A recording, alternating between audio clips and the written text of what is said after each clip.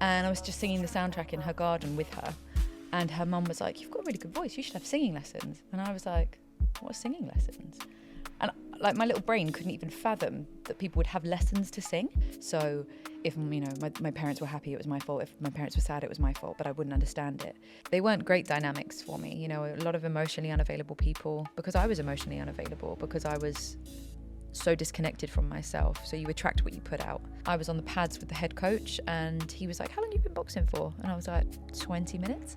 And he was like, no, in life, how long have you been boxing for? And I was like, 20 minutes. I had all the things that I was supposed to have based on society. I had good money coming in. I had this gorgeous partner. I had a dog. I had this bougie ass flat in Stratford. On paper, everything was right. And everything was so wrong. I had ticked every box that society had asked of me, and it still wasn't right. Martins. Ladies and gentlemen, for the first time ever, we are having a guest that has performed in the live music event and is now sitting down in this wonderful studio. A queen, a boxer, a mindset coach, an actor. Is there anything that you don't do? I'm not that great at cooking. Okay, fine. So she doesn't cook that well. So, Deliveroo can sponsor that situation.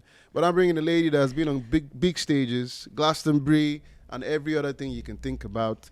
Releasing her music this year, and of course trying to use the music to help people so they can get through whatever difficult journeys they've been on. I give you Phoenix Rose. How you doing? I'm good, how are you? Finally, we get to get you on, which is all good. First of all, of course, production, BK Creative in the house. Yep, we're here. Yep, and of course, your host, Mc Saabii Boi. And Korak is still not sponsored by anybody. But Phoenix has said she knows somebody she can speak to, Victoria, and then we'll see if we can make it work. Victoria, hook 'em up. How is life? Life's good, man. Life's busy. I'm blessed. Yeah, it's good. I saw on one of your, because you don't hold back at all when it comes to your posts and talking about how you feel. Mm-hmm. And one of the things that you started talking about is you're getting the situation of you are attracting, not chasing anymore. Yeah. So good things are coming to you. You also have a show on the 26th of October, I believe. That's correct. Yes, you see that? I've been stalking you. Following. Following. Stalking you. But yeah, it would probably be a very good show. Won't be as good as Korak, but of course not. So we usually start the podcast in a very simple way. And you're Phoenix Rose, a.k.a. Rachel. That's me. So there's Rachel and there's Phoenix. Before we understand, where you are today, Korak is footsteps, destination established by that single step, by that first step. So we need to understand where you are today by going back to where it all began. What was that first step that you took in trying to begin this journey to where you are today? I don't think there was ever a time where it was like a considered thought that I was going to be an artist or a singer. It was within me. So from young, like 5, 6, I was singing in the playground, I was writing lyrics, obviously I'm like 5 or 6 of the lyrics are just ridiculous, but you could be solid. You never know. You never know. We've heard worse. At 5 or 6, I'm not even quite sure I could write. So you were actually writing at 5 or 6. Yeah. I'm pretty sure the first song that me and my best friend ever wrote was called Frog Eyes. So, we're setting the bar pretty high at that point. I'm not even going to ask what that is about. Let's just, Frog Eyes. We didn't even know either. Just, age 6 or whatever. It was just within me. I was always performing, always singing. I loved music. And obviously back then, showing my age, but it was like you had tapes. Mm-hmm. Like we had tapes. And we weren't even at the CD era yet, we were tapes. And so if you wanted to listen to something, you bought the tape and then you had to rewind the tape if you liked the song, and you had to try and catch the song at the right time. And sometimes you don't rewind it all the time in the radio because it ruins the tape, so you can use a pen. You have to rewind it back up. And if you liked a song on the radio, you could record it onto the tape. The good old times. And make sure nobody else is making noise because you don't want to ruin the music. No, because then that would get picked up. Those are the days. But I just loved it. And it was when I was 10, I remember I was singing in my friend's garden, the Thumbelina soundtrack. If anyone's seen Thumbelina, big up. It was one of them films from animation films. But it wasn't Disney. It was one of the other ones. And I was just singing the soundtrack in her garden with her. And her mum was like, "You've got a really good voice. You should have singing lessons." And I was like, "What are singing lessons?" And like my little brain couldn't even fathom that people would have lessons to sing. Because I was like... Because it came natural to you. So you're thinking... I thought it was just something you just did. I didn't realise you could have like training for it. So I went home and went, Mum, I want singing lessons. And she went, okay. So what was the dynamic like at home at the time? So I know you were singing up and down. Siblings, parents. Was music a big thing at home in terms of influence? I guess it was. Like I lived at home with my mum and my older brother, who's 18 months older than me. How many months older? 18 months. Your parents didn't waste no time. Quick celebration. We're talking about, very close. me and Blessing were talking about a friend of ours that we know. Quick time. One kid out, another kid in. So same thing. I like it. Yeah, it's like 2 under 2. But yeah, so mum and dad had split quite when I was quite young. Very young. In fact, I was 18 months old. So I lived at home with my mum. My dad lived, but I saw him all the time. He was a constant in my life. Big brother. And then my mum went on to meet my stepdad, and he had 3 from a previous marriage. So I've got 3 big sisters because they've just been in my life my whole time. Like when when people are like, oh, they're not real siblings. I'm like, shut up, Sandra. No one asked your opinion. It's always Sandra's. There's always a Sandra or a Karen, man. Like just telling you. I mean, I was going to say there's also a Rachel, but there's one here. So no. We'll be nice about Rachel. Yeah, Rachel's all right. Yeah, but no, people used to always say to me, they're not your real siblings. I'm like, yeah, well, they've been in my life since like my whole life. So anyway, that was my setup at home. My dad has always been very, very big on music. Very, very big on music. Or like singing, or he just one of them. He loves it. He listens. Yeah, like you would never be without music in my dad's house. Like it was always playing music the whole time I was growing up. There was always music on. But my dad also sings and plays guitar. Writes his own music now. I mean, he didn't when he was in like the height of his career, but since retiring, like he plays a lot more and sings, and he's got a lovely voice. He's an Irish guy, so the Irish. Oh yes. There's a soothing voice there at some point. There's a soothing voice there at some point. Yeah. So, and my brother plays guitar, and like my sister on my dad's side, she sings, or she has a nice voice. She doesn't really use it anymore, but she she has a lovely voice as well. So there's music in the blood. My mum plays piano and she can sing a bit. She doesn't play, again, she played piano a lot growing up and that kind of thing. Doesn't play it as much now, but there was music within my family blood. But it wasn't like we were like a family band or anything like that. Where did you grow up? Where was all this happening? In Surrey, in a little town called Farnham near Guildford. So I spent up until I was 30 there. Moved away for a few days to go to uni and things like that, but that was like my base. Yeah. So I started having singing lessons from 10. And the great thing about that vocal coach particularly is she really drilled into me the foundations. Like she wouldn't let me do all the things I wanted to do. Because when you're 10, you just want to be like freaking Mariah Carey. Yeah, of course. Just express yourself. Like ad-libbing and no control and just like, I just want to sing. And she would just make me like rein it all in. And she really taught me like all the foundations. Like if anyone's listening who hasn't had vocal coaching and is a singer or wants to get into singing, like get vocal coaching, because my foundations have carried me my whole life. Or if you've got kids that want to get into it, like put them into the training because it protects your voice long term. But also the things that I can do with my voice now 100% are down to the foundations that I was taught when I was so young. So based on those foundations and everything that you know now, do you coach as well in terms of voices? Interestingly, I don't really enjoy coaching singing, and I don't know if it's because like some of the you have the talent. It's like football. So the big boys, a lot of the very talented guys don't end up being coaches. They exactly. They don't like the grind. They just want to go and play. So yeah, it's like I just want to say, and also because the foundations were drilled into me so young. Sometimes when people are like, "How do you do that?" I'm like, I don't know, because I don't remember how I was taught. So whereas with boxing, and obviously we'll come to that later, because I learned boxing later on in life, I had to learn the foundations and technique later. It means I can break it down really well for people. Yeah. So yeah, I wouldn't want to be a vocal coach. I can hear things and see things, but I wouldn't want to train other people. So at 10 you were getting vocal coaching, your foundations was being laced into you. You already knew music was the way. But as you said, you don't think there's ever a time that you actually pinpointed and said, this is what I want to do. But then you're moving forward, you obviously have the talent with the voice. What else were you good at? Because you're like a bundle of energy and you're always bouncing around. So what else? What were you? Who was that child? What was Rachel like? It's strange because I don't remember lots of my childhood. Why, you blocked it out or you just don't remember? Maybe a mixture of both. Who knows? I know that I loved being around. It's funny because I don't remember like playing, apart from I just wanted to play being a pop star. All I can remember was like my favorite game was to play singing. Mm-hmm. And like when people say to you know, when people like you're doing like your trauma work or whatever, and people are like, you know, what did little Rachel like to do? I'm like, she liked to sing songs. That's all she ever did. And I liked being around people, and I liked performing, and I liked using my imagination. So basically nothing's changed. But she was as, you know, she is as she is now, empathetic, kind, feels very deeply, overthinks. She's exactly the same, a little bit anxious at times. The overthinking situation is, I'm one of those that I don't particularly think overthinking is bad, depending on how you use it. I think an overthought can lead to thoroughness, discipline, you know, because you always want to get stuff right. But then you, the overthinker, why, even when you know things are being sorted out and things are nice, what keeps you going? Why do you still have that overthought in your head? I think the biggest thing for me was because I was so empathetic and I've always been able to feel people's energy. And as a child, that's very unnerving because you don't know why you're feeling what you're feeling and what you're feeling, especially because adults won't always be honest with you when you're a kid, because you'll feel their emotions, but they're not going to say to a kid like why they're feeling sad or why they're feeling angry. And, you know, children pick up on emotion and they believe it's their fault regardless of whether it's good or bad. So if, you know, my parents were happy, it was my fault. If my parents were sad, it was my fault, but I wouldn't understand it.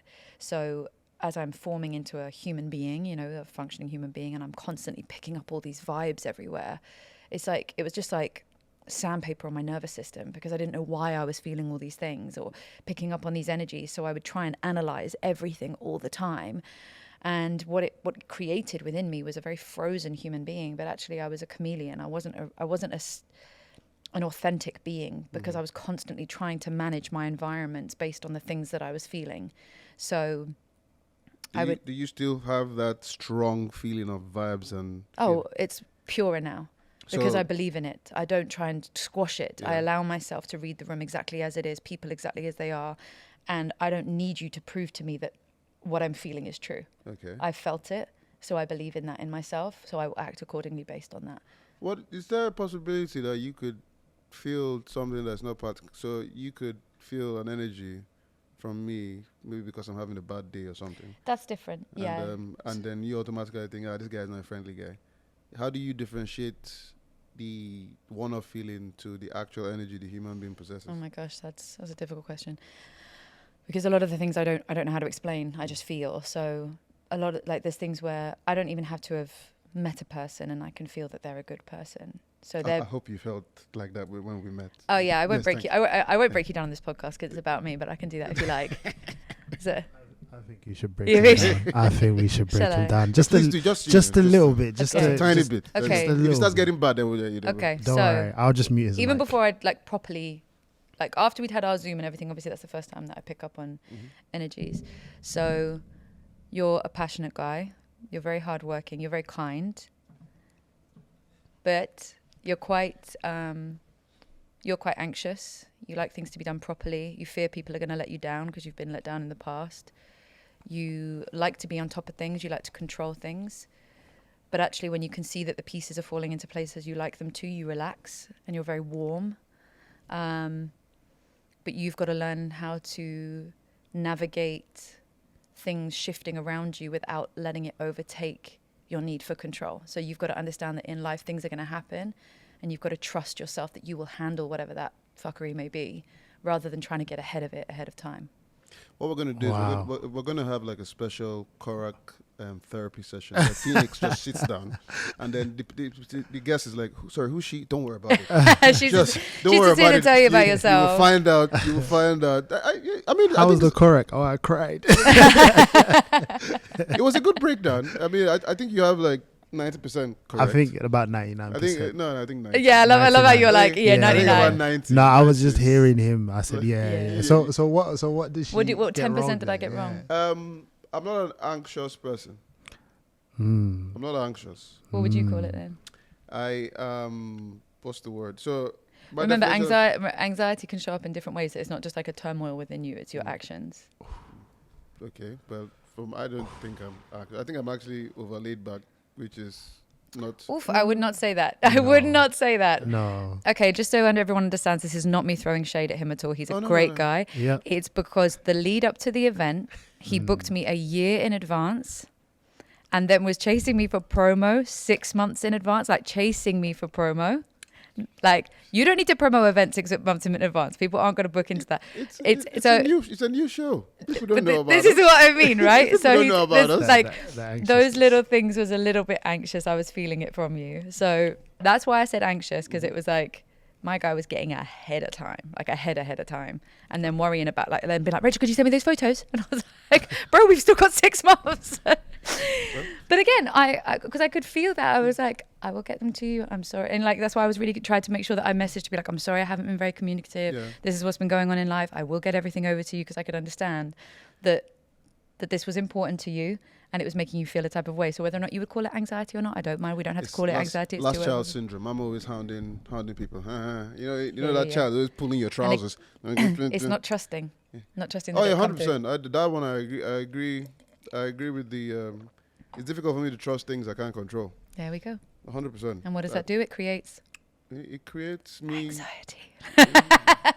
If you call it that. If you call it that. This is really interesting for me. This is very interesting. I got someone else to see, Jay. I just I cut out this part from the It's episode. never gonna get cut. But also, by the way, like the human condition is. I used to feel like knowing this about people used to be suffocating for me. I was just about to say that because I know when you mentioned about as a child, I had no idea. No. As in, why am I feeling this? Why is this coming from? Because also, if I said to you, just, are you okay? You seem a bit anxious. No, I'm fine. I'm actually really laid back. Because then I'd be like, but why am I picking up on this anxious energy? And then I'd feel like, oh, well, I can't trust myself then because I felt something from him that he's now denied is true. So now I don't know why I'm feeling this. I can't trust myself.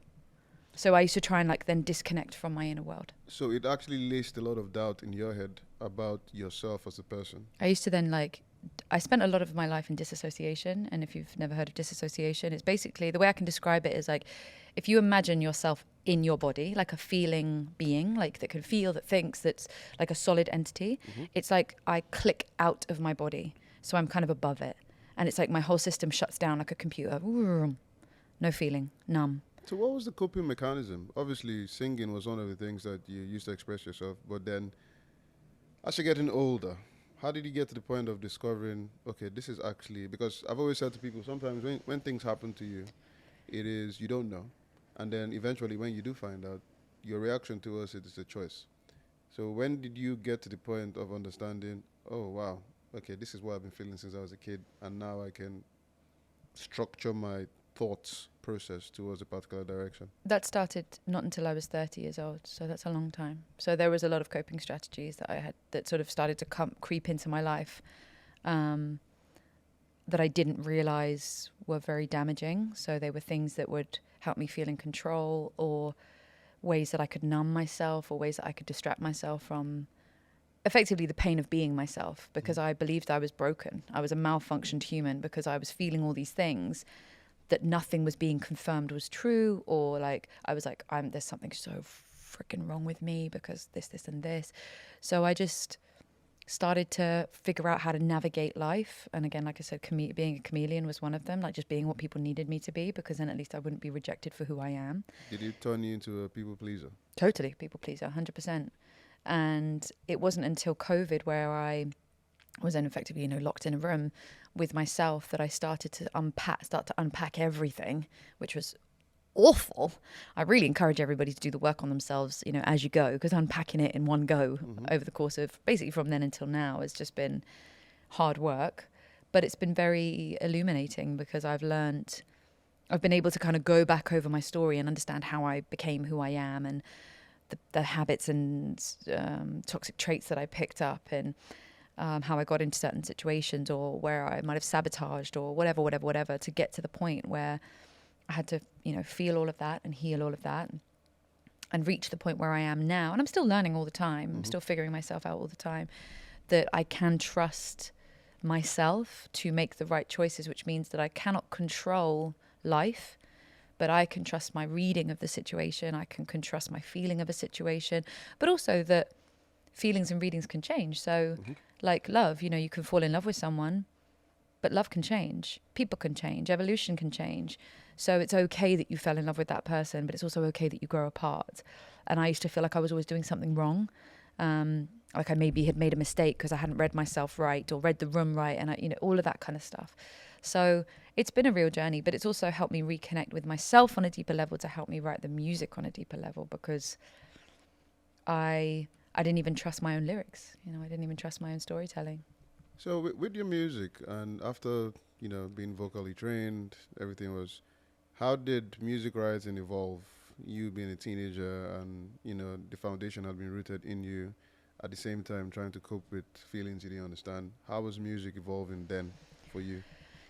I loved music so much, obsessively so, because it was my escape. So where I could write lyrics was where I was honest, and where I could tell the truth, and I loved that freedom. That felt like, and also when I was singing, it was just, I could be all the parts of me, and I could be honest about how I felt in what I sang. And I mean, I've always been a sad songs girly. Like, I've always loved a good ballad, and actually a lot of the lyrics. You and Adele would be very good friends. Yeah, great friends. Yes. We'd have an old fashioned together 100%. And put the world to rights. Adele, if you're watching this, man, you need to come on Korak. Yeah. Yes, Yeah. It was how I could express the pain I carried. And I didn't realize that for a long, long time. But what started to happen is as I started to dip my toe into the music industry life, a lot more exposure. What age was this? So I joined a thing called Rock Choir when I was 15, 16. And Rock Choir became like this like UK phenomenon, because there's like thousands and thousands and thousands of members, hundreds of thousands of members. And it started in like near my hometown, and I started to get a lot of exposure being with them, so singing with them, and that was kind of like I'm actually really good at this kind of vibe. And I did a TV documentary with them, and I sang at Wembley with them, and I recorded at Abbey Road. I did all these really very cool stuff. And that was that kind of gave me the confidence to be like, it's time to go and release my own music and go and be. So what were you singing at the time? Just songs or Reason For You? Covers. Or covers? Yeah, but I was writing a lot, but I hadn't been like recording at that point. I'd been in the studio recording covers, but I hadn't been recording a lot of my own music. And so I decided it was time. I wanted to go and record something that was mine. And I recorded an EP around about the time I was like 21, 22. Recorded an EP, my amazing cousin, Dan Weinberg, big him up, he's sick. He's a producer, and he does a lot of production for TV and film. Mm-hmm. But we did the EP together, and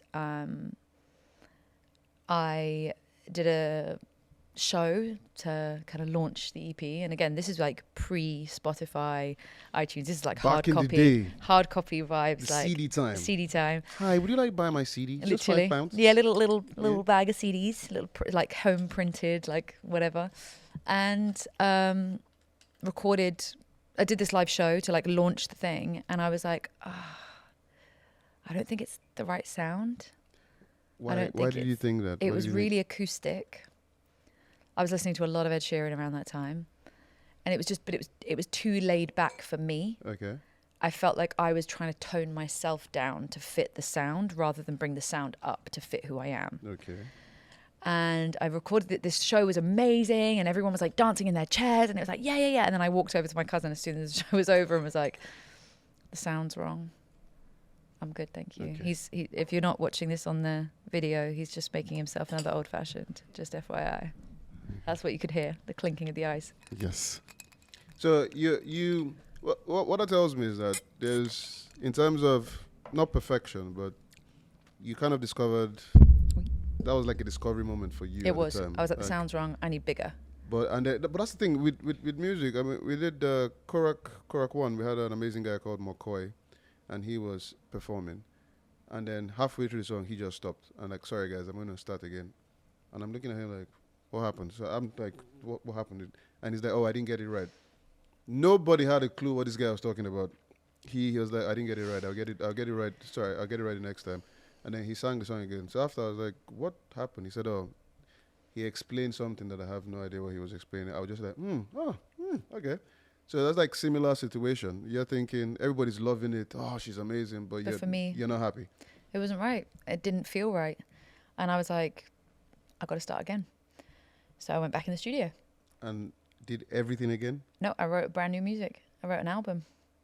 So I left those. So no one will find those songs anywhere.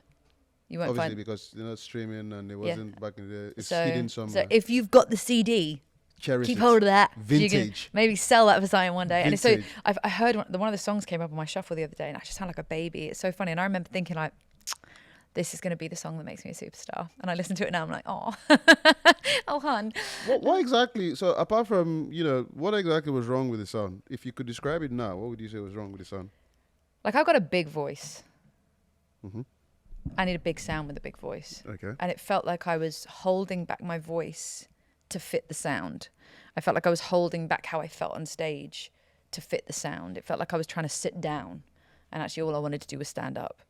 And so I started again, and I wrote this album with my cousin, and also an amazing guy who I used to write music with. He's called Trey. He was called Loop Genius back in the day. He doesn't write music anymore, but it was Trey. Trey was a bad man. Love you, Trey. And Big up, Trey. big up, Trey. Don't know why you don't write music anymore. But I know, he was a legend. He used to write my beats. And so he wrote a lot of the beats, and then my cousin did a couple of the tracks, and he then produced it all up and made it a beautiful sound. And that felt like when I released that album, I was like, that's me. Like, that felt like that me at that time. It was a big sound. It had mixtures of everything that I kind of grew up on. It was pop, but it was soul, it was blues, it was R&B, it was fun, and it was like. What were the so there's a lot of influence that comes from life experiences that you musicians put into the albums and all that. So what were you singing about at the time? Especially with the album that none of us will probably get to hear. Oh no, the album you can hear. Unless we can break into your house and steal it. No, the EP you can't, the album you can. The album is still on streaming sites, but it's obviously under Rachel Rose, not Phoenix Rose. Okay. So what would you say, what was the experience you were taking into? Because I'm asking this based on, trying to put all the feelings you were feeling and experiencing in life. What were you singing about the early days? So, thinking on the album, trying to think about the songs. So I would always write from what I was experiencing. So if I was experiencing in real life, I would write in real life. So there's a couple of songs on that album that were written about, I dated a rugby player. And Wrong sport. You should stick to football. I dated one of them too, Premier League. Ooh. We won't talk about that. No, he was a really good guy, actually. He was a very, very good guy. Oh my He wasn't a God. bad guy. Frank Lampard. No, I'm just. No, don't start scandal. Jesus H. He was very single, no wife, no kids. Anyway, dated a rugby player, and he, bless his heart, he was a walking red flag. So God knows why I decided that was a good idea. It's so funny when you see things in hindsight, but I thought he was great fun. And so I wrote a song called Trouble, and you like sing the song and you're like, Rachel, you knew he was bad. You knew he was bad. You wrote that song. But I also got to write another song, which was like a sad song about it. A couple of sad songs when it ended. Like, I'm trying to think what else was on the album. One of them was just like called Pretty Damn Special, and it was just really vibey. And I remember writing it in a Cafe Rouge. Do you remember Cafe Rouge? Mm-hmm. Writing in a Cafe Rouge because my cousin sent the beat and it just came out of me, and it was just like, it wasn't really, that one really wasn't written about anything. But I think what was interesting is that around that time in my life, I was able to do that. Mm-hmm. I was in a lighter place in my life. That's the best way to describe it. And I think that was the last time that I felt in a lighter place in my life until like now. Obviously there were moments of light, but it was just like a consistently quite a light time in my existence. I remember being really quite happy around that time, and things felt like they were going in a really good direction, and it was lovely. It was a nice time in my life. How has the person that you are, empathy and the feelings, how has this affected relationships? And I don't just mean people you have dated. I mean family, friends, cousins, people that you meet, the music industry. And you went through the period where you were trying to people please. So Rachel was trying to people please, kind of understanding the feelings she was going through, but at the same time blamed herself for a lot of the situations. How did that affect, because for example, you mentioned the rugby guy, you knew he was trouble, but went towards it anyway. But then you still, let me go into this. How did that affect your relationships generally across the board? I used to attract a lot of people who needed help because I was so empathetic. I realized that because I couldn't understand myself, but what I could do was help people. Mm-hmm. So I would enter into friendships and relationships with people who needed fixing. And I don't like that terminology because nobody needs fixing. You're not broken. But I would go in trying to heal them. Mm-hmm. So I would attract very damaged men. I would attract not very good friendships, like people who would just take from me. It would almost be very codependent. Everything was very codependent. Like, you know, I needed the validation that I was good enough by healing them. They needed the support from me, that they felt seen. And it's like all the dynamics. Now, look, you know, I'm not throwing shade on any of the people throughout the course of my life, because we all needed each other for a purpose and a reason at that time, which led us to the next stage in our own evolution and our own processes. So this isn't, you know, it's taken me a long time to learn that it's okay to have gone through what you went through. You don't have to regret and shame yourself for not knowing then what you know now. And, you know, those people that were around then got me through whatever I was going through that time, because they came in to support me in being that version of me, and it made me feel better about myself at that time. But they weren't great dynamics for me. You know, a lot of emotionally unavailable people, because I was emotionally unavailable, because I was so disconnected from myself. So you attract what you put out. So the more I would evolve, if I evolved then through a process and started to set boundaries and that kind of thing, that would always clash with those people, because they didn't want a version of me that was boundaried. They wanted a version of me that was accessible to them to take from. So I would lose a lot of people along the way, you know, who didn't like the boundaries that I set, or the honesty that I'd put out, or my thoughts on things. You know, my honesty is my honesty. It doesn't mean it's right. You know, it's my opinion. But so it made for lots of complexities, and I was stuck in patterns, which I've now been spending a lot of time trying to undo and I mean, change. It's a blessing and a curse in terms of, I kind of see the blessing part is if you're attracting people that kind of need healing, it could be, you could see it as something as, you know, maybe you have a purpose to help people in a certain way, but as long as you're not damaging yourself. That's the difference. Is I know I have an ability to support people the way I see them, the way I feel their energy, the way I can communicate, the way I can articulate. I love how I just stumbled over the word articulate. But when you don't know, you end up in a situation where you end up being very, very lonely, because you end up attracting people that need you in your friendships and love life. So then when you need them in return, they can't give you that, because you're there for their purpose, which is to take. But what did you need them for? Like all human connection. I need support too. Just because I'm a bad man doesn't mean that I don't need support. Bad man. Honestly. I like it because I'm a bad man. But I had to learn to get vulnerable to understand that I need that too. And when I had to start accepting that too, I started to attract friendships where it was an even situation, where I love you and I've got you, and you love me and you've got me. But also the understanding of boundaries. Like, let's take Victoria. We're mentioning her again. She's getting a lot of airtime. Hi, Vicky. Hey, Victoria. Like, we get each other so much that if I'm having a bad day, she's having a bad day. I don't know she's having a bad day, and I message her and I'm like, babe, I'm having a bad day. This is all going on. But she can't hold the space for me in that day. She'll say, babe, I love you so much. I'm sorry you're struggling. I can't hold the space for you right now. And I'll do the same for her. So we trust each other, because you know that person's not going to try and say, yeah, I'm good and I can look after you when they can't. And so you feel that energy where you're like, but I know you're being weird with me. And all the weirdness is just they don't have this, the capacity to hold the space when they're struggling. And I'm like, no, you're good. Don't worry. Like, I can always sort it out myself. I can always look after myself. It's nice knowing that you have got people you can go to in those heavy moments. And if they can't hold the space, that's okay too. She's going through her own shit. She's a human being too. So I've kind of evolved into a place where the dynamics I have with my people are very, very healthy and very strong and very understanding. And I think that's what we should all aim for, where we're allowed to be all the versions of ourselves, and there's no like shame or judgment for that. So you've been, from the way I see things and the way, you know, life has been evolving for you, and with music, you've always been on the go, And then come COVID, you Stopped. couldn't be on the go because the entire world was shutting down and everything was a standstill. So how did the Unpacking start? First of all, did you actually know there was, because you had your music, you were writing, you were doing gigs, you were doing everything. How did you know to start Unpacking? What was the trigger point? What was the trigger moment? So when I moved to London, that was something that I'd wanted my whole life, was to move to London. All I ever wanted to do was move to London. Don't blame me, man. Farnham, poof.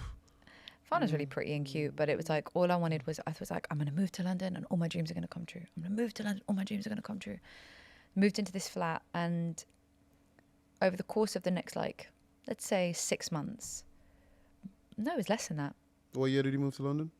I moved to North. I was living in East Finchley. Okay. So what year did you move in? Oh, 2019. 2019, okay. So I was only living in London for a couple of months but things started to get worse for me on my internal world. So in what way? I had an eating disorder that started to get worse, a lot worse. My anxiety started to get a lot worse. I stopped being able to sleep properly. And it started slowly. And then I met one of the guys who, this was a footballer. And he was a very special person to me. And when I met him, I thought that I'd found the one, like whatever the one means. I was like, it was like first date thing. He'd walked down the stairs, hadn't even looked up yet. And he looked at me and I was like, oh my God, that's my husband. Martins. It was like one of those moments. And I'd never had that before. So I was just like, what the fuck? So I was like, okay, that was weird. And he was also 45 minutes late. He was 45 minutes late. And I didn't have any signal in this bar. And I got a text saying the tube wasn't running. He'd come down from up north and he said the tube wasn't running. So they were going to walk over. He was coming over with a couple of friends. But I didn't realise where they were. So the walk was like nearly an hour. And I'm sitting in this bar going, this motherfucker has stood me up. And I was getting mad. I was like, he had 5 minutes and I was going to leave. And then he arrived. And we had the best night. Like time just flew by. And I was just like, oh my God, like this is the guy. This is the guy. And It's the guy I've been hearing about in the movies. Literally, it was like that kind of, but it was weird because it was like the opposite. It wasn't all just like big explosions. It was like, he's my best friend. It was that calm, solid kind of energy feeling with respect and like all the things that sound really boring on paper, but are absolutely everything you want. And so we were together and we started dating, and I was just blissfully happy with this guy. And I was living in London and everything seemed like it was kind of doing the right thing, but there was like an uncertainty within me. And he had he and his ex-partner had ended things only 3 months before he and I had met. So it was very raw for him, and they'd been together like 4 years. And so it kind of reached a head around Christmas time when he was like, I don't think I'm ready. But I was the one who felt it. So I felt it and forced him to. Was that the uncertainty you said you were feeling? So I was like, I feel like there's something going on within you. And he was like, well, I feel like you know me better than I know me. Would you like me to go away and think about it? Like what I might be feeling. I was like, at first I was like, no, because I was like, don't go and think about it because you're going to find the answers. And then I was like, no, you need to, because I was getting so anxious because it was that feeling of like the energy's off, but you're not saying why it's off. And it was that thing again. So in the end, he took a week, which was like the longest week of my life. And he phoned me and said like, you're honestly just like the best person in the world. I feel like you became my best friend overnight, but I can't do it. It's too soon. Anyway, we stayed in contact, and it was very, very confusing time because we obviously had very strong feelings for each other and blah, blah, blah, blah. Then COVID hit. So already I'm like devastated at this point, and I'm heartbroken, and I'm in denial about the fact that I'd already fallen in love with this guy. And I'm like, everything sucks. But I'm like trying really hard because I'm living in London and I'm living my dream and everything's supposed to be fun, right? And at this point, you know, my eating disorder is getting 10 times worse, and my anxiety is getting worse, and the sleep's getting worse. And then COVID hits, and I'm on this like, everything about my world was getting smaller and smaller and smaller because I'm not just restricting my eating, I'm training every day for an hour and a half. So some days I'd only eat like 800 calories, but I would be in the gym for an hour and a half as well as running around London. So I'm like trying to control, and I would go to events and then I would be checking my watch the whole time because I'm like, I need to go home because if I get home at this time, then I can get to bed. And if I can get to bed at this time, then I can wake up in the morning at this time before I have to go to that thing because I need to work out. And it was like that all the time. Ladies and gentlemen, you see that she does that? That's exactly how her brain works. Yeah, that is. It's calmer now, but that was me all the time. All the time. And it was exhausting. And I woke up one day, it was before COVID, I woke up one day and I was like, I need Reiki. Now, if anyone knows energy work, you'll know what that is. If anyone doesn't, you're going to be like, what the hell is Reiki? We had Jess Casriel on here. She is a Reiki healer. Oh. And all that. So she spoke about it. So go watch the episode, people. Go watch the episode. You'll know then. So I'd never had Reiki before. Also, I was brought up a Catholic, but didn't go to the Catholic Church, didn't believe in the Catholic Church, had no religion, had no faith. And I think that was part of the problem. Like I had nothing to believe in. And so for me and I was a very spiritual skeptic. I was very much like, nah, don't believe it. You can't see it, feel it, touch it. It doesn't exist. But I just had this feeling that I needed to do this thing. It was so strange. Anyway, found a Reiki healer, had a session of Reiki, and it just unlocked something. Because from then, everything started to come up. Everything was rising to the surface. And thankfully, the lady who looked after me, who did my Reiki, she became a friend. So she actually really held some space for me while I was moving through that new time, which was very heavy.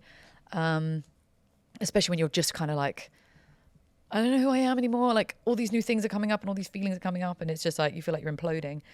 And so from then, you know, through COVID, it was just I didn't have anything else to do. So do you think, imagine after that 1 week, he came back and he said, I've thought about it, you're a wonderful person, and I think we're going to make this work. Do you think it would have offloaded everything that you had to go through to find yourself? Do you think you would have just been, oh, okay, we're good to go, and life continues? Do you think there'll be a different person sitting here today? Sliding doors. I think I would have been a version of me that I needed to become to hold on to him. I wouldn't have become the version of me I am today. I wouldn't have become strong and independent and resilient and self-loving and boundaried. I think I would have done anything that he wanted because I'd be so afraid of losing him again. And I would not have been the person that he fell for in the first place. And when I observe that now, although that it was a lot of heartache, I feel grateful that it didn't happen because I don't like the version of me That you would have become? that I would have become. Where was music at all this? In the back burner? So I was doing shows every Wednesday on my Instagram Live through COVID, lunchtimes and evenings, and then as life started to move a bit, I just did evenings, and then it naturally. But I didn't write that much in COVID. I did write, if you look on my Rachel Rose Spotify, there's a song on there called Keys to the Sky, which I absolutely adore. And that was one of the songs that I wrote in COVID. And it was about trying to throw your car keys to the sky and let the universe drive. Because don't do that, people. Especially if you drive an expensive car. Don't try it. It's a metaphor. Don't literally throw your keys. Don't do it. And I sent it to. So I've worked a lot of events, and one of them was a thing called the International Fitness Summit, which is currently running in Ibiza. And I was a part of the team running the first ever International Fitness Summit. So James Smith, he's a PT. His manager is an old friend of mine. We went to university together, and he was like, he's got me some really cool shows and really cool gigs over the days. But he was like, would you come along and support the team and run International Fitness Summit? Because he was like, I want people along that I can trust. I was like, sick, I'm there. You see, you hear that, people? Trust. Trust is a big thing. Just trust. Yeah. Anyway, we had this amazing weekend, but I was artist liaison. So I was looking after all of the speakers and also the entertainment. And one of the entertainers we were in Barcelona, was Charlie Sloth. So I got to meet Charlie, who also, bad man. One of the nicest guys I've ever met, considering like the grandeur and the incredible man that he is. He's a big sweetheart. Got on like a house on fire. And I don't really drink. I know I'm having a drink tonight, but I don't really drink at all. And this particular show night, we'd had a couple of like shots of Cafe Patron with Charlie and his manager. And like, so we had this like DJ night. And me and Charlie were talking. I was feeling a little bit tipsy, a little bit buzzed. And I was talking to him about my music, and he was like, yeah, like, I'll give you my email, send me an email. And I went, I still can't believe I did it. I went, no. Do you know how many times I've met people and they say, oh yeah, send me an email and I'll listen, I'll get back to you. And they don't. You're going to listen to me right now. And I just sang to him backstage at this event. What were you drinking again? Patron? I was drinking Cafe Patron. That's the way forward. If you have a tough job interview, people, have a drink of Patron. Patron, come sponsor Korak. And I sang at him backstage, no music, and he just looks at me with this look, and I stopped singing, and it was like I came back into my body. That's when you realized, oh my God. And I was like, I just sang at Charlie Sloth, and I was like, you know when you're like, hold your ground in your eye contact. And he went, give me your phone. So I just handed him my phone. He went, unlock it. And I was like, because I didn't understand what was about to happen, so I unlocked it, and he gave me his number, and he went, you and me are going to talk. And that was it. And I was like, I like it. But point in that story is me and Charlie then stayed in touch. And through COVID, we'd check in, and like we were talking about doing puzzles, because everyone did puzzles in COVID, didn't they? And I sent him the track, and I said, what do you think of this? And he was like, this is sick, Rach. And he was like, your voice is really unique, your lyrics are amazing. He was like, this is a banger, you need to release it. So I released that. Because I'm like, well, Charlie says release it. You release it. Listen to Charlie. And I recorded this beautiful music video in London with my housemate who I was living with. I'd moved from the original place into a new place. We shot a music video because she was a DOP. She was amazing. Big up Flo. And it was just the two of us and a friend of mine who acted in it. And just created this beautiful project. And that was a really nice way to channel the difficulty that like taking control over the situation, because I think I've always seen the music industry as something that happens to you. You're just like a pawn, and you're waiting for somebody to give you your turn, and that is not what I did. And that's clang. Sorry, I hit the microphone, people. It's all right. And I just, it was like, that was a learning that I am so capable of doing so much more than I think, and that was a very good lesson to Well, have. you took an opportunity. I mean, you were facilitated by Patron, but it was good. I mean, in 2023, you released an EP. How do you see this? How do you see this? But before we talk about the music, because we're going to go into some deep dive lyrics. That's what I'll probably call it, so people can understand your music and your mindset. But you box. I box. You're a PT. You also act, and you're a mindset coach. You call it mindset coach because you don't like calling it life coaching. Good. Yes. So obviously, you're trying to help people. You're finding yourself every day. How did you get into, was fitness something you had always been into? And how did you get into boxing? I have danced my whole life, Mm-hmm. mostly street and hip hop. I wasn't a ballet kid. Mm-hmm. And when I was 18, when I was with my first boyfriend, he was a PT, so I started going to the gym. And so I've been in the gym since I was 18, so long. Not long, like 5 years. All you do is wear gym clothes. It's fine. Don't Yeah, worry. It's all good. Yep. And when I was 19, the ex and I had broken up, and I was really throwing myself into university. And we danced at the boxing fights at my university. So it would be like the ring entertainment in between the bouts. And it was normally in between the weight classes, actually. And I fell in love with it, just like watching. I was like, oh my God, I'd never seen a boxing match live before. So I was like, what the hell is this? This is incredible. And I'd ask him loads of questions. Became friends with a couple of the boxing lads. Year later, one of the boxing lads texted and was like, do you and the girls want to come down to a session? We want to get more girls in the gym. And we were like, yeah. So a group of us went down for a training session, and I was on the pads with the head coach, and he was like, how long have you been boxing for? And I was like, 20 minutes. And he was like, no, in life, how long have you been boxing for? And I was like, 20 minutes. And he was like, I want to train. It was literally this fast. He was like, I want to train you out for the women's amateur championships. And I was like, sick. Turns out I'm really good at this. So I was like, okay, well, look, I've just been diagnosed with a heart condition.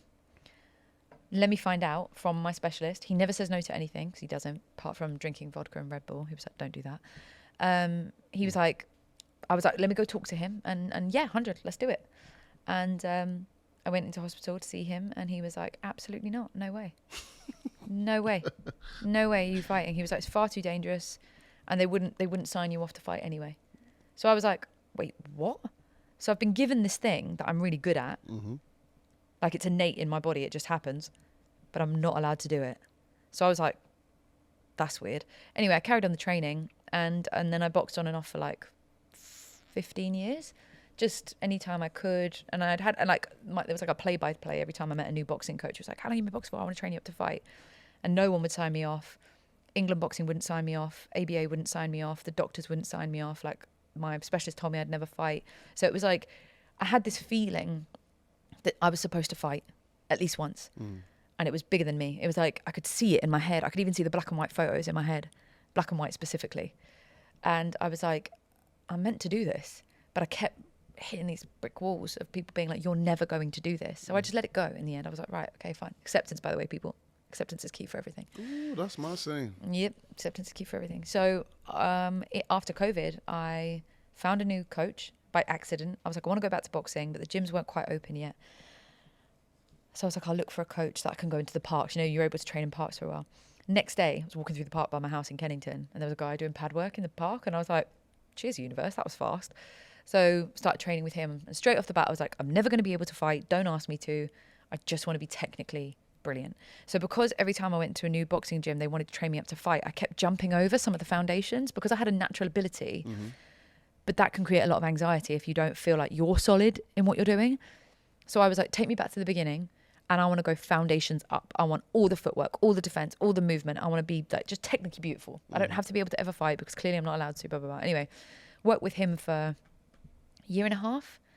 Then I got my job with Dream Boys. I was working for Dream Boys doing social media, and I was helping on tour. I was basically the right hand to the owner and to the creative director. So I was kind of everywhere in the company, but it meant it pulled me away from my training a lot.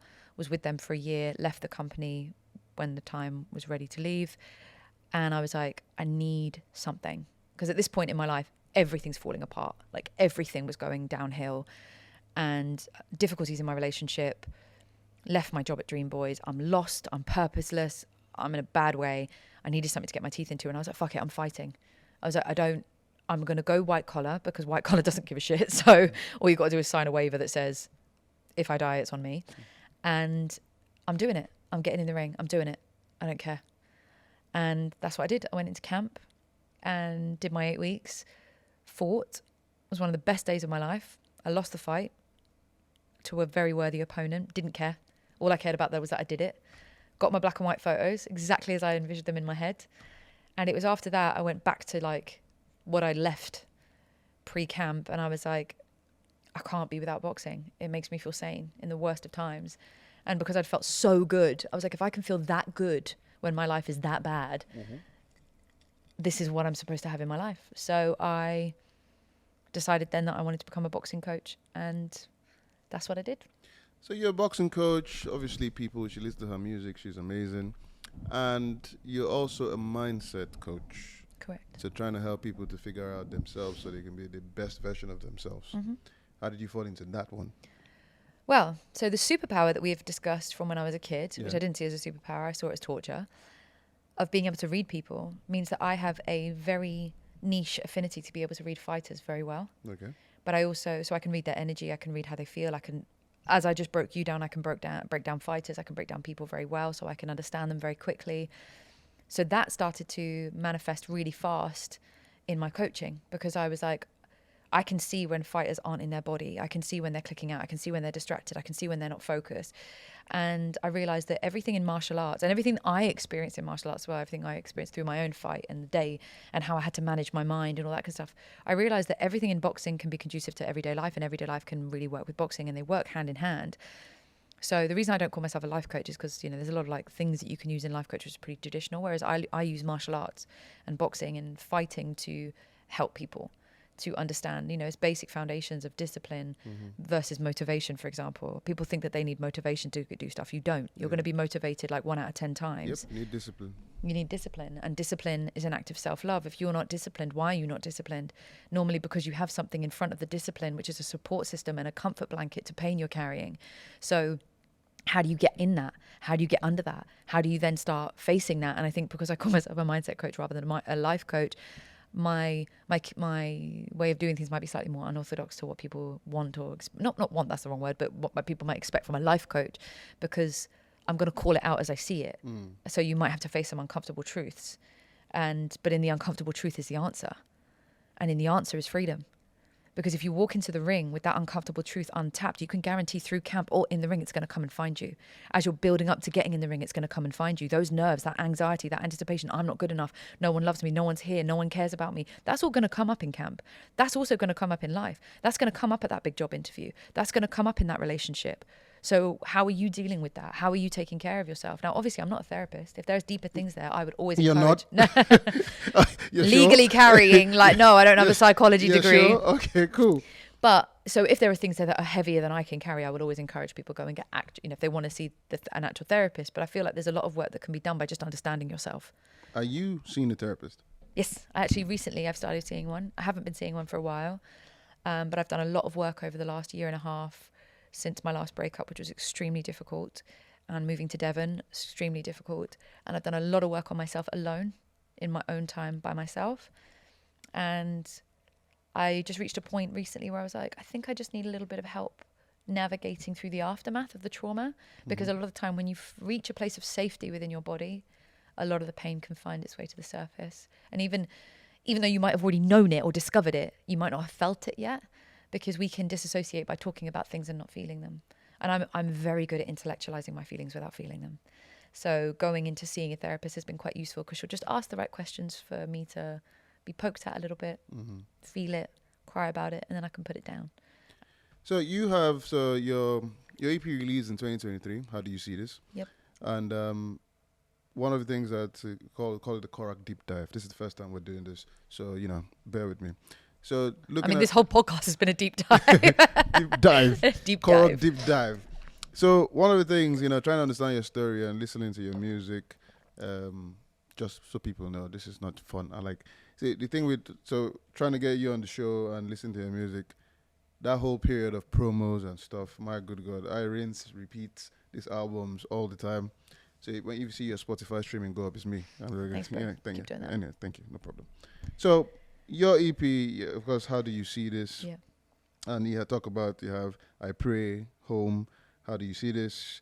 Thing About Love, 5 minutes. Now, when you perform for the Korak live events, the first song you did was 5 minutes. Mm-hmm. Now, trying to understand the deepness into this music, and if I get anything wrong, just correct me. So, if I run, don't catch me up, and if I fall, don't pick me up. I need to feel something else right now. Give me space and clear my mind somehow. And if I scream, don't hear the sound, and if I turn, don't turn me around. I need release from this somehow. I need to feel something else right now. I just need 5 minutes of time. I need to see clearer before I go blind. Stop the talk, stop the tears, stop the noise. Let me feel like I have some sort of choice. Just give me 5 minutes away to decide what to do today. And my heart just needs some time alone to decide if we can heal what you broke. Now, did you get the 5 minutes? And did the 5 minutes, was it enough for you to go through the situation and understand exactly what you needed? No. The situation was rushed. I found out that he cheated on like a Wednesday. And 10 days later, we were flying to Dublin for him to meet my family. So I had to make a decision in 10 days if I was going to stay or if I was going to go. And the shame, the feeling or the fear of the shame that I would feel of turning up in Dublin for my grandmother's birthday without him was bigger. So I stayed with him. When I look back now, I made the decisions I made, but the version of me now would never take somebody back who cheated, ever.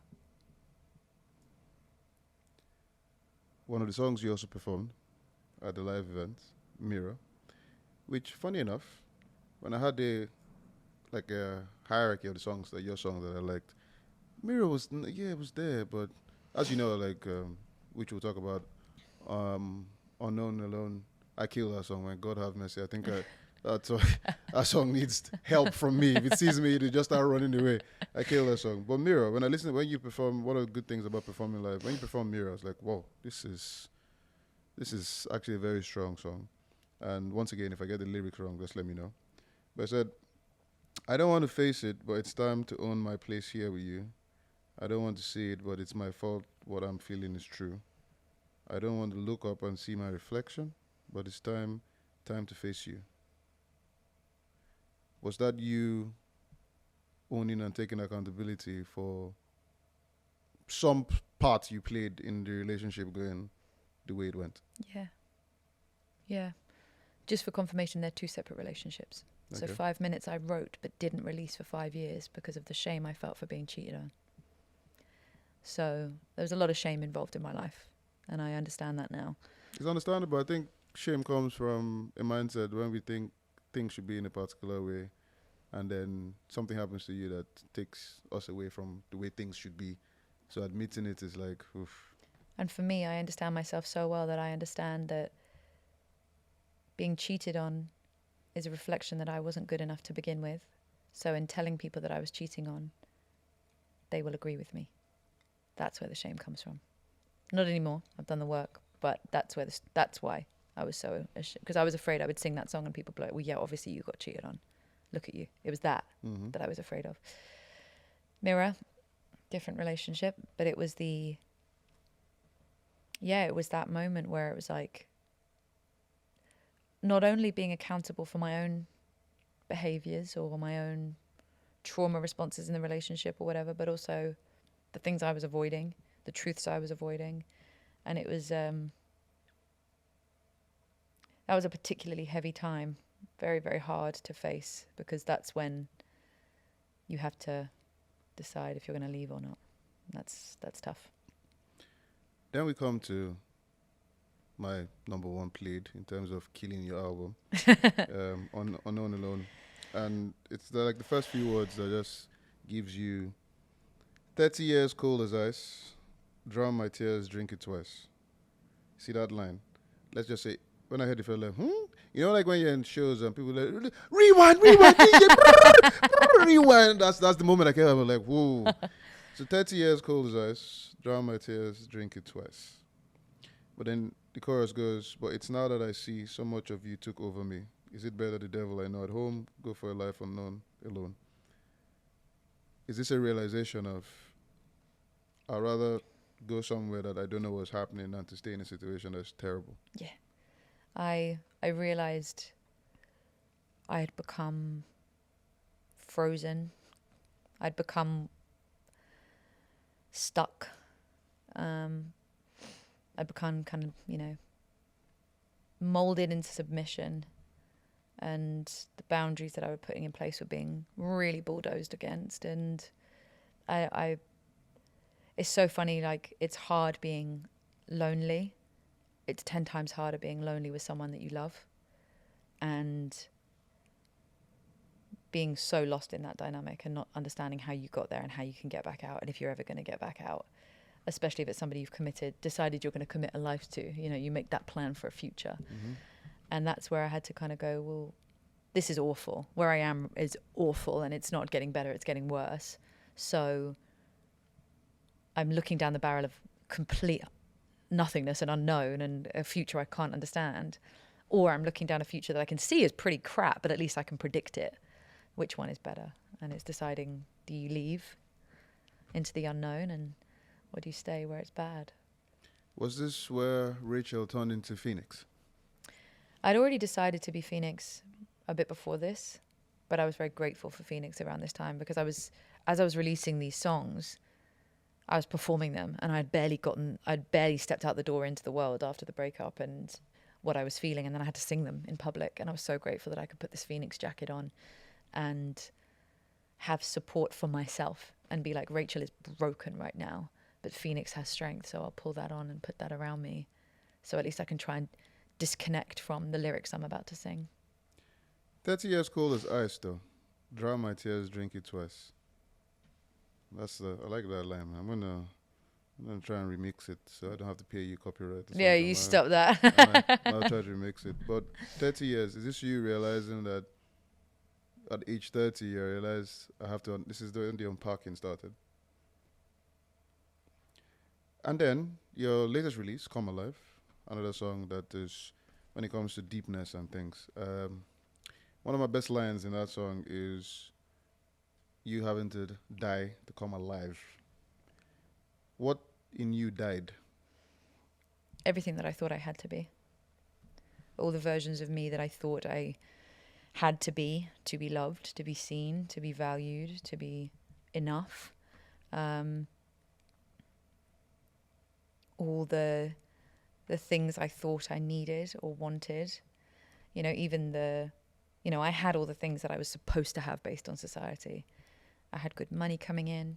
I had this gorgeous partner. I had a dog. I had this bougie-ass flat in Stratford. On paper, everything was right. And everything was so wrong. So painfully wrong. And I couldn't understand it because I had ticked every box that society had asked of me. Don't know why I'm getting emotional.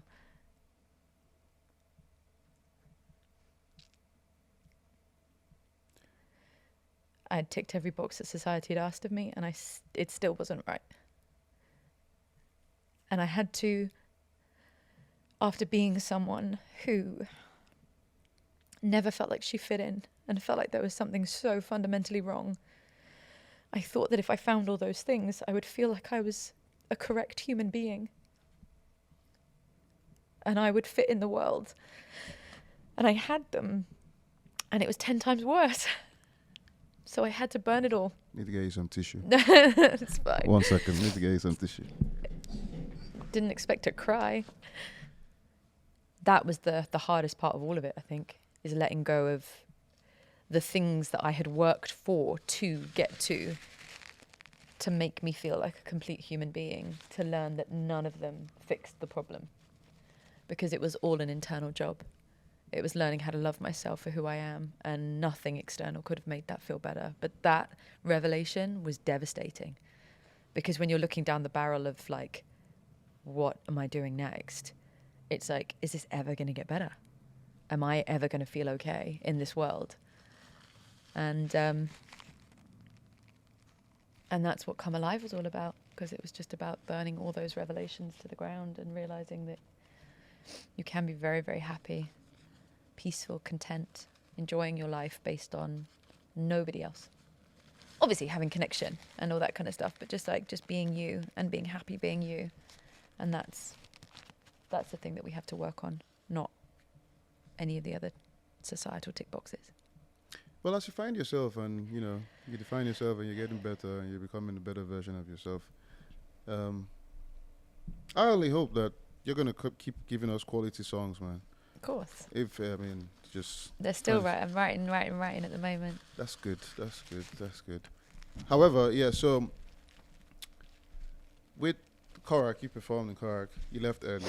He was very blessing, was very upset. Sorry, Blessing. Very upset. It's okay, I'll let you It's off. Victoria's fault. Everyone's going to be like, who is this Victoria chick? You know what? We need to see who is Victoria. And he's just like, we're just going to pop her face up on the video. This is Victoria. This is Victoria. Yeah, but it was a good event. It's hopefully with new music coming out, get you on again, book you 2 years in advance, and be asking you for pictures. No, please, God. As a picture. Hi, Phoenix. Hi. Just wondering. You know how it is. Send you those voice notes and text messages. We've got a gig for you in 2026. Could I get the promo now? It's like, bro, I might have changed my hair by then. No, AI will sort AI, this out. yeah. Yeah, but I mean, I think your journey has been incredible in terms of it's a very good way of people understanding that you need to find yourself to move forward and best version. In terms of relationships, how's it going now? All good? I'm in a position right now where I've done so much work on myself that I've raised my bar so high. Mm-hmm. And I feel like everybody should do that anyway. But what I expect sounds really like I expect this of you. I don't mean it like that, but I have a ground level now. It's very high.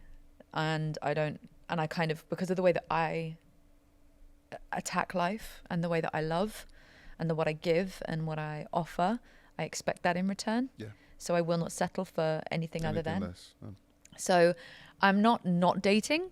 I'm currently not dating anyone, but I'm not closed off to dating, but I'm not entertaining off the bat. I'm not entertaining anything other than a few certain things that I can feel from the jump. And that's so good. Where I'm at. I mean, as I said, is there anything this woman can do? For those of you that haven't watched Supacell, I'm not going to tell you the episode, but she plays a small part in Supacell, Phoenix, and she's there. Once again, it's one of them moments I always like to claim. It's almost as if somebody would think I've known you for like 400 years. My girl, that's my girl on screen. You're like, yeah, that's she. I remember I sent you a message. I was like, Supacell, yeah. Literally. So she was on there. So acting is something that you like to do, and you're hoping to get like bigger scenes. And how are you gonna juggle all this at the end of the day? How are you gonna pull all this together? Acting, singing, boxing. Man. The higher powers just they have me. I think that I'm not going to try and think about it. I'm not going to worry about it. I'm making it work so far. And I think that things evolve as they're supposed to. So I've just got a film that I'm shooting in November. Oh, hello. So with Denzel, yeah? Yeah. So I'll just make it work.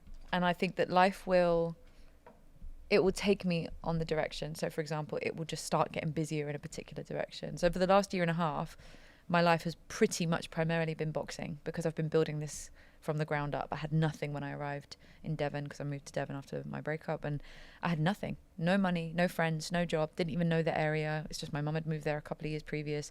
I needed to leave very quickly from London because I wasn't in a safe position. I had my dog. I had to make a quick fire choice, and I built from the ground up. So even like I did a few gigs, I did a few things here and there, did a little bit of filming, but it was predominantly the boxing. Whereas now I'm like booking loads of gigs. Like I've just landed this film, I'm getting more voiceover. So it's like the universe is sending me back now my creative pursuits. So I've got to just try and find it means that I can be a little bit more selfish on what I say yes to on the boxing because I've got more of the creative coming through. And then I've just got to trust that process. I try not to hold on too tightly anymore. The universe always knows bigger and better than me anyway. You also have something you're doing in October for the fitness. I saw you announcing it on your Instagram. So now Big Sis. Big Sis, yeah. So my2company was called Big Sis, and I have martial arts mindset as well. And what I do is I do intensive days where I've done 2 women's only ones, 1 mixed one. And this is a women's only one again to get more women into boxing. It's a 5-hour intensive. So we do meditation, journaling and boxing. And it's basically a journey of just like, I take them through a guided meditation. We pull up anything that's like bothering them in their life.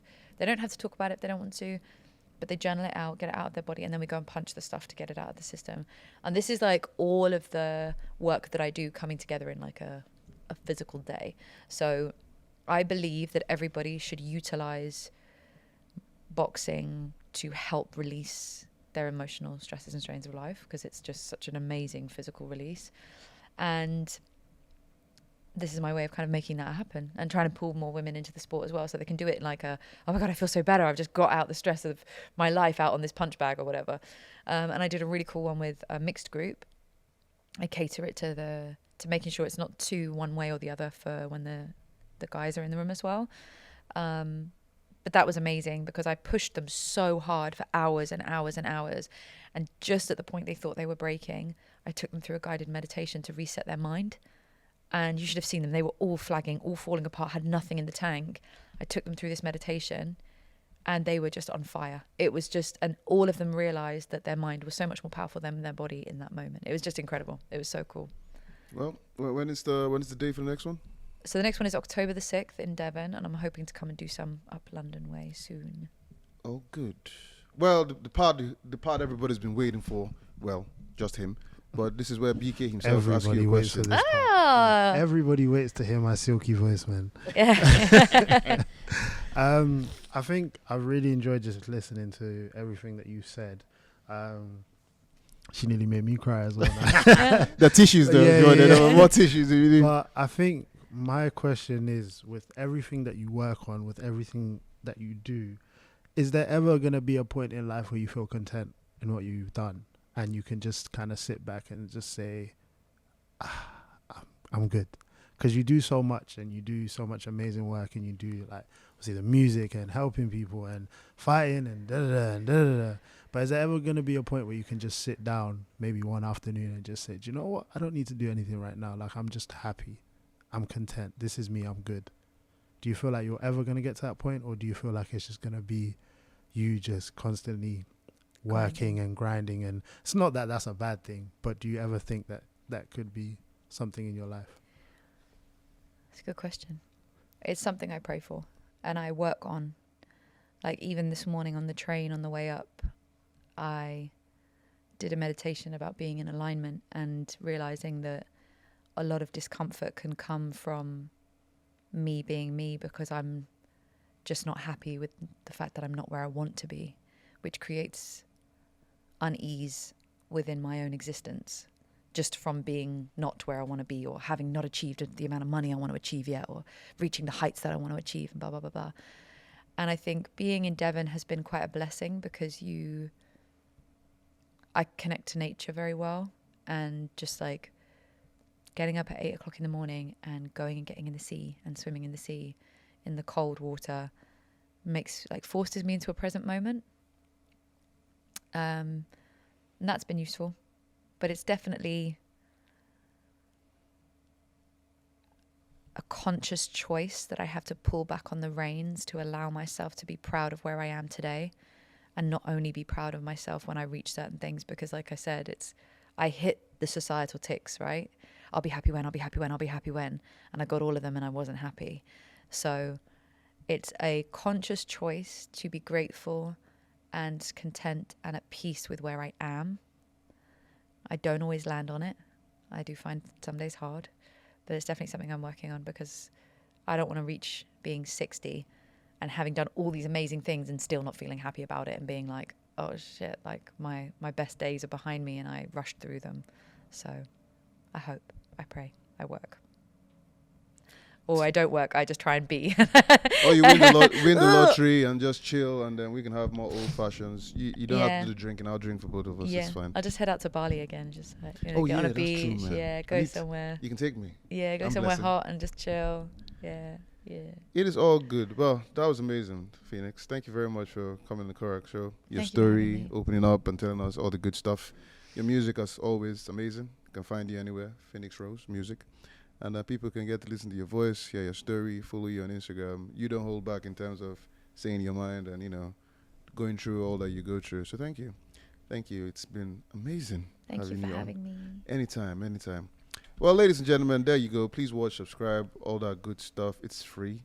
You don't have to pay for anything. Just watch it and, increase our subscription. But till then, ladies and gentlemen, we have had the amazing Phoenix Rose. Yay. And of course, production BK Creative in the house. I'll see you guys on the next one. I'm Mc Saabii Boi. More things. More things.